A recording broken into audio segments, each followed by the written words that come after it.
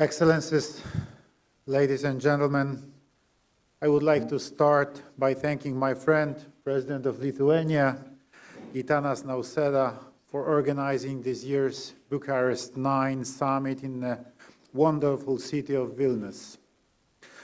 I'm also very pleased that NATO Secretary General Mark Rutte and the President of Ukraine, Volodymyr Zelensky, participated in our deliberations. Moreover, I'm glad to emphasize the involvement of representatives from the Nordic countries in our discussion.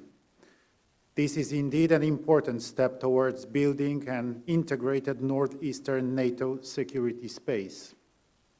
The upcoming NATO summit in The Hague will take place in only 3 weeks, so this is an excellent moment to discuss our expectations ahead of this very important gathering. Ladies and gentlemen, we all know too well that we are facing critical threats and challenges from Russia. In response, we have to make NATO stronger, but also fairer.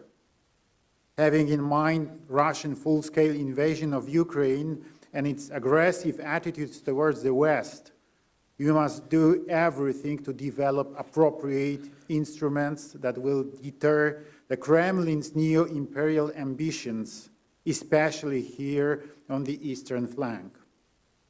That is why our talks focused primarily on the urgent need to increase defense spending and on developing the production capabilities of national defense industries. I would like to recall, even before last year's NATO summit in Washington, I proposed to raise the defense spending by NATO members to the minimum level of 3% of their GDP. 3 months ago, I submitted to Secretary General Mark Rutte a request to raise this issue in The Hague. And today, I'm glad to see that we all agree on that and that our ambitions are even higher, up to 5% of GDP on defense. We hope that the allies will follow into our footsteps. Another key element of our discussions was strengthening the transatlantic relations and the strategic alliance with the USA. Among our partners in the region, there is a widespread understanding that Europe must take greater responsibility for its own security. But it is critically important to do it not by following mirages of European autonomy, but in close cooperation with the United States. We also had an opportunity to exchange information with President of Ukraine, Volodymyr Zelensky. During our conversation, we addressed very important issues regarding further support for Ukraine in its fight against Russia.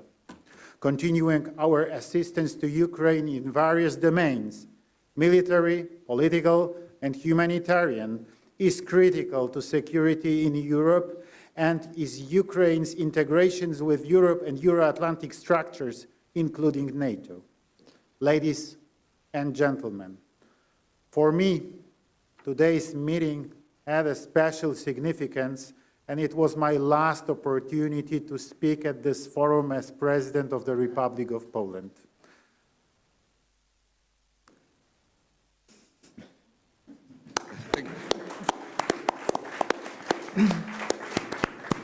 I have to emphasize that co-creating and later co-developing this format has been one of the most important and valuable aspects of my presidency. Over the past 10 years, the B9 has been an effective tool strengthening the voice of the eastern flank, countries within NATO, and helping us shape the alliance's deterrence and defense policy. I'm convinced that even after my term as President of Poland, Bucharest 9 will remain the best platform for coordinating security positions of our countries, allowing us to better manage the threats and challenges we face. Thank you. Thank you, Mr. President. Mr. President.